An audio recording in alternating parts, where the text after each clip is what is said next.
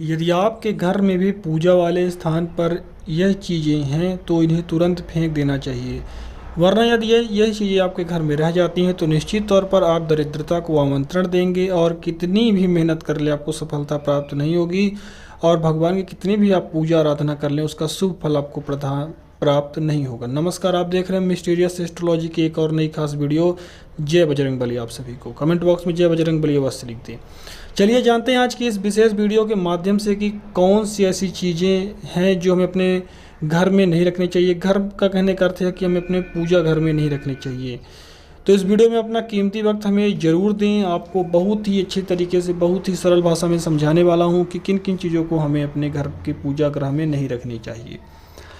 शास्त्रों के अनुसार घर में स्थित पूजा का घर सबसे महत्वपूर्ण और पवित्र होता है। इसी स्थान से मिलने वाली ऊर्जा से घर संचालित होता है। सबसे अधिक सकारात्मक ऊर्जा पूरे घर से निकलती है, जिसका प्रभाव घर के सभी सदस्य और घर की बरकत पर पड़ता है। लेकिन जाने अनजाने में पूजा घर में रखी चीज़ों पर ध्यान नहीं जाता, जो नकारात्मक ऊर्जा को पैदा करती हैं और पूजा के शुभ प्रभाव में भी कमी लाती हैं। इसका सीधा प्रभाव घर के सदस्य पर पड़ता है, जिससे उनकी तरक्की में बाधा आती है और पारिवारिक सदस्यों में आपसी प्रेम जो है तो कम होने लगता है। जिस घर में आपसी प्रेम कम होने लगता है, यानी कि पिता पुत्र में आपसी प्रेम कम होगा, माता पुत्र में आपसी प्रेम कम होगा, बहन भाई में आपसी प्रेम कम होगा, उस घर में दरिद्रता अपने आप आएगी, लड़ाई झगड़े होंगे, कलह होगी।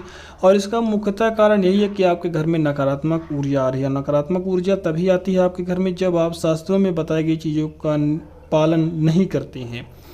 तो चलिए इन चीज़ों के बारे में आप अच्छे से समझ लें। यदि आप पूजा पाठ में विश्वास रखते हैं, भगवान में विश्वास रखते हैं, भगवान को अपना मानते हैं, तो इस वीडियो को अंत तक आप जरूर देखें।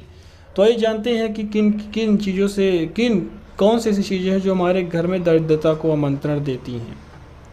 आप सभी को बता देना चाहता हूँ कि पूजा घर में निर्मल्य को जमा नहीं होने देना चाहिए। निर्मल्य में अगरबत्ती के खाली पैकेट, पन्नी, बासी फूल, हार या फिर कोई अन्य पूजा से संबंधित अनुपयोगी सामग्री आती है। आपको बता देना चाहता हूँ कि इनको तुरंत ही पूजा घर से हमें हटा देना चाहिए। जिस प्रकार से आप दुर्गंध में नहीं रह सकते, आप गंदगी में नहीं रह सकते, उसी प्रकार से आपको इस बात का भी ख्याल रखना चाहिए कि भगवान भी ऐसी स्थिति में नहीं रह सकते हैं।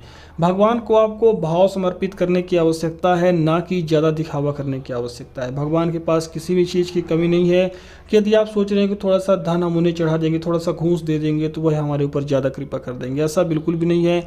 सोने के बड़े बड़े पहाड़ हैं। हमारे वेद शास्त्रों में ऐसी चीज़ें वर्णित है कि भगवान के पास सोने के ऐसे बहुत बड़े बड़े पहाड़ हैं जिनसे आपकी नज़र जहाँ तक जाएगी उतने तक पहाड़ हैं। इतने बड़े बड़े विशाल सोने के पहाड़ हैं।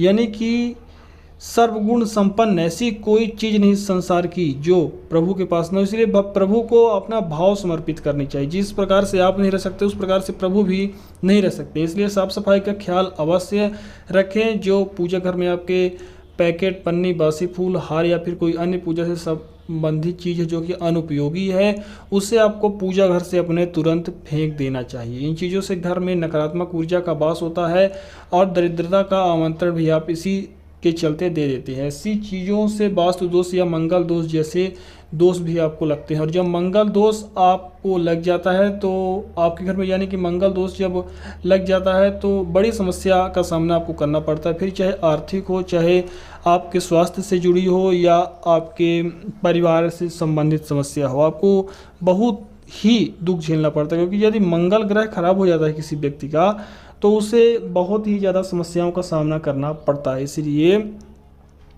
इन चीज़ों का नियमित रूप से पालन करें। और यदि आप नहीं कर सकते हैं, यानी कि आप इन सभी नियमों का पालन नहीं कर सकते हैं, तो केवल आपको भगवान के नाम जप करना चाहिए। यह पूजा पाठ नहीं करनी चाहिए।